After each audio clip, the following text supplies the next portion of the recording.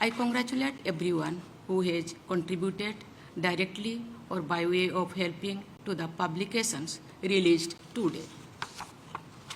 I am happy to note that the Supreme Court of India has been organizing very purposeful activities and events to commemorate the 75th year of its founding.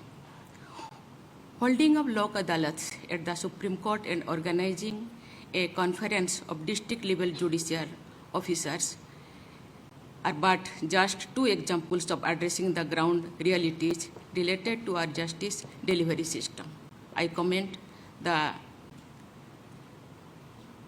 CJI for such activities. Ladies and gentlemen, the members of the Constituent Assembly would have thought about the events of the decades behind them, just as we are looking back at the last 75 years of our judicial history. The experiences of suffering imperial arrogance like those caused by the bitter oppositions of the Albert Bill and the passage of the Rowlatt Act would have hurt their sensibility. They conceived the judiciary of independent India as an arm of the social revolution which would uphold the ideal of equality, equal justice, and getting rid of the now redundant colonial practices should be the guiding principle for our judiciary.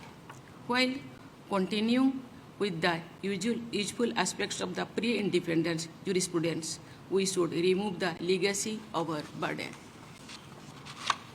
As we celebrate the 75th year of the Supreme Court of India, I share the view of those who admire the contribution of the court as the conscience keeper of independent India. The Supreme Court of India has developed a jurisprudence which is rooted in the Indian ethos and realities. I have been told that the book titled Justice for the Nation, released today, captures the high points of the Supreme Court's journey of 75 years.